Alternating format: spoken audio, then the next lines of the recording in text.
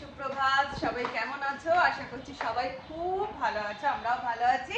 আজকে হচ্ছে পয়লা বৈশাখ, তাই একান্নবর্তীর প্রত্যেকের তরফ থেকে তোমাদের পয়লা বৈশাখের অনেক অনেক অনেক শুভেচ্ছা, বড়দের আমাদের প্রণাম, আর ছোটদের অনেক ভালোবাসা। তাও পুজো, স্নান পুজো কমপ্লিট করে এই যে চলে এসেছি সোজা সাজুগুজুর পালায়। এখানে শাড়ি রেডি করে রেখেছি, কারণ পয়লা বৈশাখ আমাদের তো ব্যবসার বাড়ি, প্রত্যেকে পয়লা বৈশাখে আজকে আমাদের বাড়িতে প্রত্যেকে মানে দিদি শঙ্কর দা মন্দিরে যায়, সকালবেলা সুন্দর করে সাজুগুজু করে পুজো দেয়। তারপরে মেজদি ভাই মেজদাদা গোলার জন্য পুজো দেয়। মুখার্জি বাবুদের পুজো হয় হচ্ছে অক্ষয় তৃতীয়ায়, কিন্তু আমার তো রেস্টুরেন্ট আছে, আমার আর রিমোট, তো সবারই খাতা পুজো মোটামুটি কমপ্লিট হয়ে গেছে। আর এখন বেজেও গেছে 9:30। স্নান পুজো কমপ্লিট করে সোজা চলে এসেছি রেডি হতে। তো চলো তোমাদের সাথে গল্প করতে করতেই রেডি হওয়া যাক। তো ফার্স্টে আমি আমার ফেসটাকে সুন্দর করে ওয়েট টিস্যু দিয়ে ক্লিন করে লাগিয়ে নিচ্ছি টোনার। টোনারের বোতলটা আমার পুরো খালি হয়ে গেছে, এইটুকুই আছে, তো আমি একটু টোনার লাগিয়ে নিচ্ছি ফেসে ভালো করে। এরপর লাগিয়ে নিচ্ছি একটা ময়েশ্চারাইজার, এটা ওয়াটার বেস ময়েশ্চারাইজার, কারণ যা গরম পড়েছে এখন বেশি ক্রিমি কিছু লাগানো যাবে না। তো ময়েশ্চারাইজারটা ভালো করে মুখে লাগিয়ে নিলাম। নেক্সট আমি লাগাচ্ছি একটা সানস্ক্রিন। এই সানস্ক্রিনটা আমার ওপরের ঢাকনাটা ভেঙে গেছে, কিন্তু এটা আমার খুব ফেভারিট সানস্ক্রিন। তো সানস্ক্রিনটা ভালো করে মুখে লাগিয়ে নিলাম। এরপরে আমি আমার আইব্রোটাকে সুন্দর করে ফিল করে নিচ্ছি। আর যা গরম পড়েছে এখন কোনো ফাউন্ডেশন ইউজ করা যাবে না, তাই এই লরিয়ালের এই কনসিলারটা বিশাল ভালো। এটাকে জাস্ট চোখের তলায় অল্প অল্প করে আমি লাগিয়ে নিলাম, আর যেখানে যেখানে একটু স্পট রয়েছে ঠোঁটের চারিপাশে একটুখানি লাগিয়ে নিলাম। বাস এইটুকুই যথেষ্ট। দিয়ে একটা বিউটি ব্লেন্ডারে ভালো করে জিনিসটাকে ব্লেন্ড করে দিয়ে, আর আমি একটা লুজ পাউডার নিয়ে আমার চোখের তলাটা, জাস্ট চোখের তলাটা একটুখানি সেট করে নিলাম।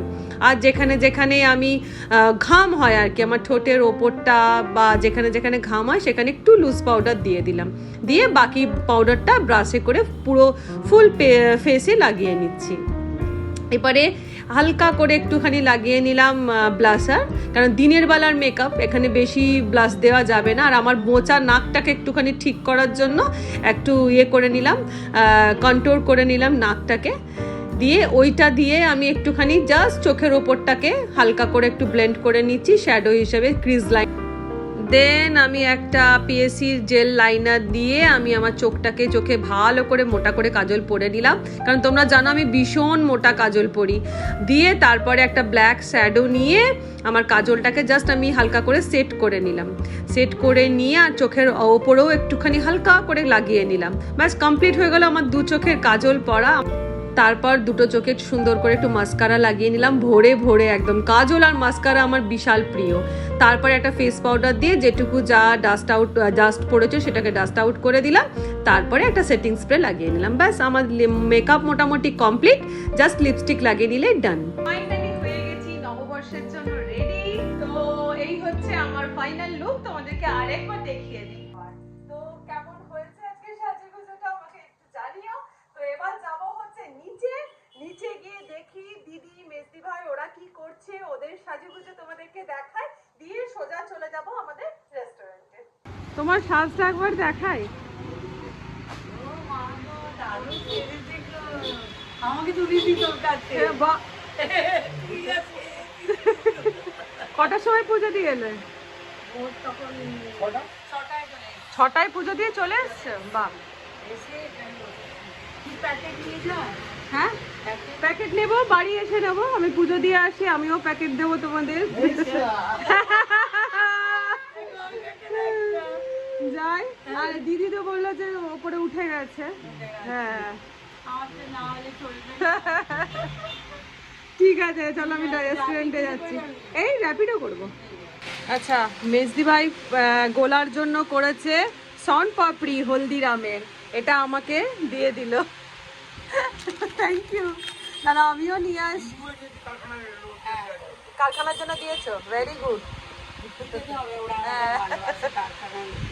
আবার কার মিষ্টি দিচ্ছ? ও আচ্ছা, দেবুদার গোলা থেকে দিল আমাকে মিষ্টি। দেবুদা থ্যাংক ইউ। রেস্টুরেন্টে ঢুকে পড়েছি। এদিকে আমাদের ম্যাডামের সাজগুজুটা তোমাদেরকে দেখায়। এইটা সাধারণ, তোমরা কমেন্ট করে জানিও।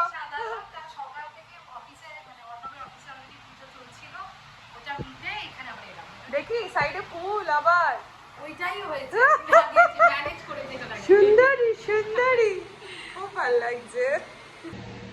তো আমাদের এই যে আমাদের ঠাকুর তো কালকে আমরা ঠাকুর রেডি করে রেখে দিয়ে গেছি, এখন শুধু খালি একটু মালা ফালাগুলো কেনা হলো, ঠাকুরকে একটুখানি লক্ষ্মী গণেশকে মালাটা পরিয়ে যাবো হচ্ছে পুজো দিতে। আচ্ছা 1 টাকার কয়েন একটা নিয়ে নে। হ্যাঁ দোকান থেকে নে। তো ফাইনালি আমরা বেরিয়ে পড়েছি।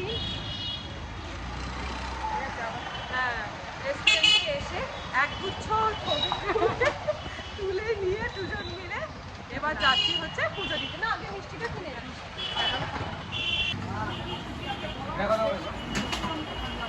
কি মিষ্টি নিবি রে? এটা হ্যাঁ তাই নি। দাদা এইগুলো কত করে দাদা? এই যে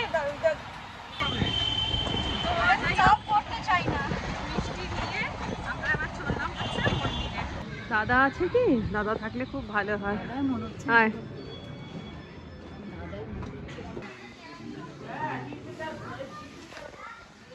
চ হাঁট তুই।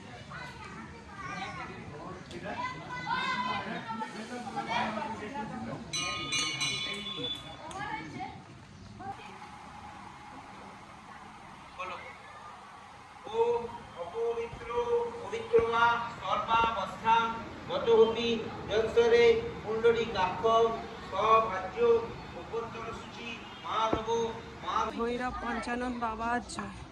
জয় বাবা ভৈরব পঞ্চানন বাবা জয়। জয় বাবা ভৈরব পঞ্চানন বাবা জয়। জয় জয় বাবা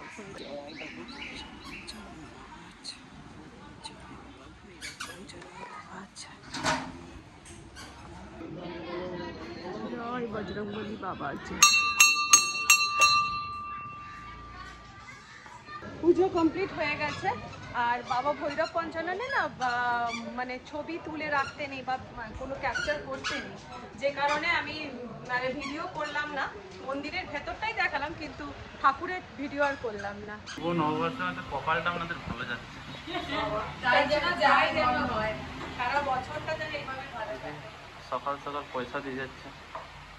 চাওয়া আসবে আমাদেরটা থাকবে না, তুমি বলতে পারবে না।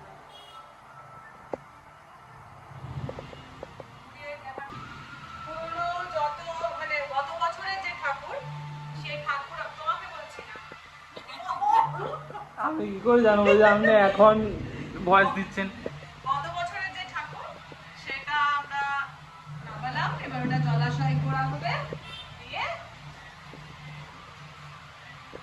মানে কাপড়ের তলায় আমাদের এই 500 রুপিসটা আমাদের ফার্স্ট ইনকাম ছিল।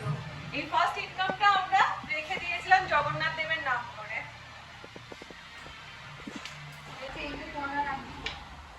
গণপতি বাপ্পা মোরিয়া, মঙ্গল মূর্তি মোরিয়া।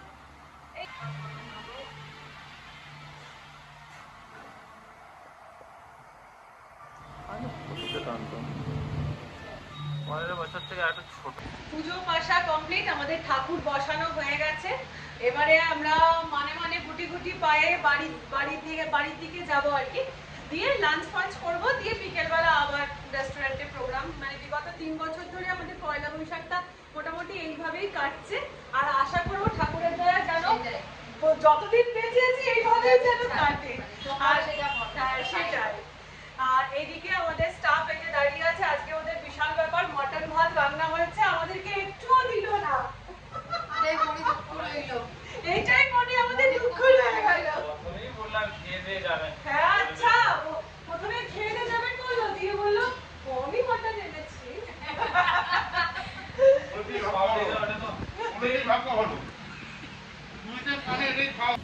আসছি। হ্যাঁ ঠিক আছে। হ্যাঁ শুভ নববর্ষ শান্তনু, শুভ নববর্ষ। চলো এই যে মিস্টার মুখার্জি ডাকাত সেজে এসেছে আমাকে নিয়ে যেতে। তো বাড়ি ফিরে চলে এসেছি আর সোজা এসে মানে জাস্ট জামা কাপড়টা ছেড়ে সোজা চলে এসেছি রান্নাঘরে। সব করতে হবে মেয়েদের, কিন্তু দেখো রান্না বান্নাও তার সাথে করতে হবে। তো এই যে আজকে করব হচ্ছে ইলিশ মাছ। তো মাছটাতে আগে একটুখানি নুন মাখিয়ে রেখে দিচ্ছি। আর ইলিশ মাছের মাথাগুলো দিয়ে এই যে পুঁই শাক আর কুমড়ো ব্লিঙ্কিট থেকে অর্ডার করেছিলাম, এইগুলো দিয়ে একটু চচ্চড়ি করব আর ব্যাস ইলিশ মাছের ভাপা করব আর ইলিশ মাছের তেল, ব্যাস হয়ে যাবে আজকের খাওয়া। সব যখন করব আমার ব্লগ মানে একটু তো রেসিপি থাকবে, যদিও কমন রেসিপি তবু থাকতে হবে। তো এই যে একটা টিফিন কৌটো নিয়ে নিয়েছি, এবার এর মধ্যে দিয়ে দেব হচ্ছে সর্ষে বাটা, 2 চামচ মতন দিয়ে দিলাম সর্ষে বাটা, আর দিয়ে দিলাম 2 চামচ পোস্ত বাটা, দিয়ে এটাকে ভালো করে নাড়াচাড়া করে নিচ্ছি।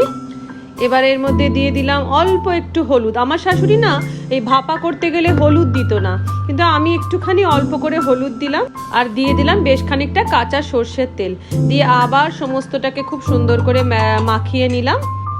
এবার দিয়ে দিচ্ছি হচ্ছে পরিমাণ মতো নুন, দিয়ে নুন দিয়ে আবার এটাকে সুন্দর করে আবার একটুখানি ফেটিয়ে নিলাম। এবারে ইলিশ মাছের পিসগুলোকে দিয়ে দিলাম এই সর্ষে বাটার মধ্যে, দিয়ে দিচ্ছি এর মধ্যে বেশ কতগুলো কাঁচা লঙ্কা, কারণ ভাপা তো আমি অন্য কোনো ঝাল দিচ্ছি না, শুধুই কাঁচা লঙ্কা দিয়েই করছি আর কি। তো বেশ 5-6টা মতন কাঁচা লঙ্কা দিয়ে দিলাম।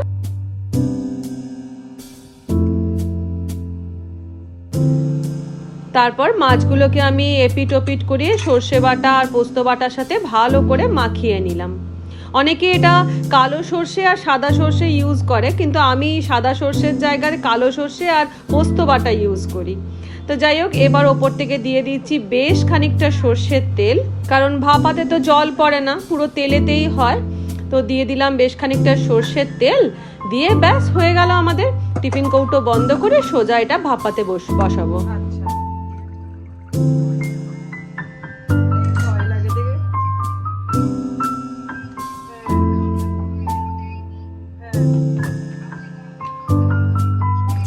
আর এদিকে পুঁই শাক চচ্চড়িটা করব, তার আগে একটুখানি যে ইলিশ মাছের তেল করব বলে একটুখানি ছোট ছোট যে পিসগুলো আছে সেগুলোকে একটু ভেজে তুলে নিচ্ছি, তেলটা বার করার জন্য আর কি।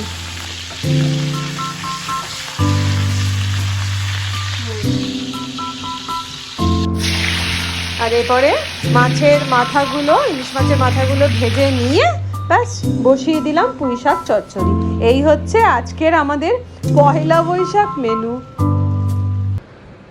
তো এখন বেজে গেছে 2:30, এই যে খাবার টেবিলে চলে এসেছি। আর আমাদের মেনু দেখিয়ে দিই, গরম ভাত, এই যে ইলিশ মাছের তেল, ইলিশ মাছ ভাজা, তার সাথে ইলিশ মাছের মাথা দিয়ে চচ্চড়ি, আর তার সাথে আমাদের শো স্টপার ইলিশ মাছের ভাপা।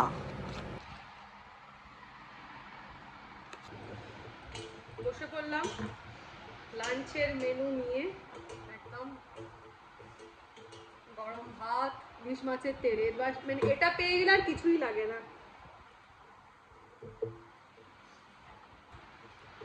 ওখানে কাঁচা লঙ্কা রাখা আছে না, দেখো নিয়ে একটা করে কাঁচা লঙ্কার কামড় কিন্তু দিতেই হবে।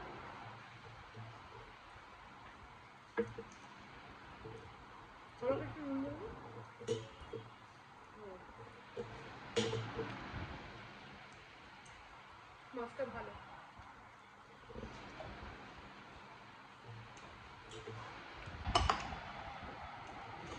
নেক্সট হচ্ছে চচ্চড়ি। ইলিশ মাছের মাথা দিয়ে চচ্চড়ি, আহা।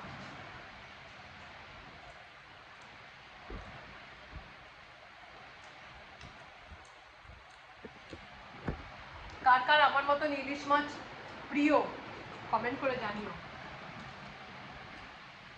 আমাদের চিংড়ি প্রিয় নয়, বলে ঘটিদের চিংড়ি প্রিয় হয় আর বাঙালদের ইলিশ প্রিয়, কিন্তু আমাদের নয়, আমাদের বাঙালদের মতনই ইলিশ প্রিয়।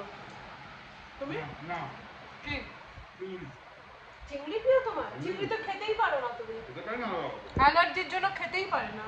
তোমরা বাঙাল, তোমাদের এই আমি কোথায় বাঙাল? এই যাও বাবা,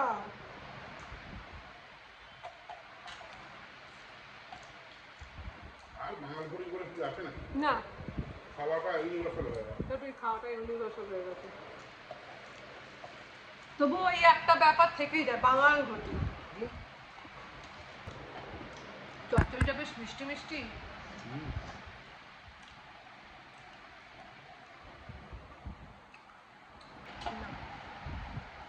নেক্সট হচ্ছে ইলিশ মাছের ভাপা।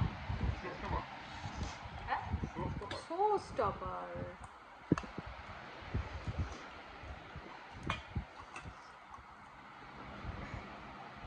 যে কাঁচা লঙ্কাকে হালকা করে ডলে নিয়ে, না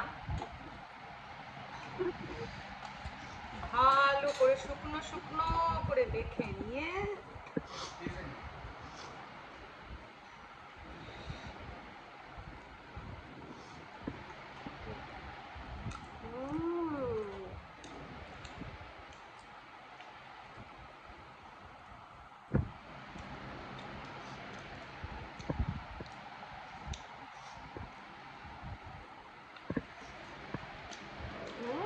ভাপাটা কি হয়েছে গো? খাও ভাত দিয়ে একটু।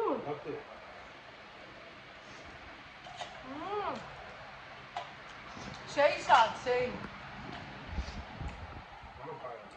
একদম সর্ষের তেলের ঝাঁজ একটা, তার সঙ্গে সর্ষে পোস্তর টেস্ট, তার মধ্যে কাঁচা লঙ্কার টেস্ট, আর তার উপরে গঙ্গার ইলিশ, টেস্ট হতে বাধ্য।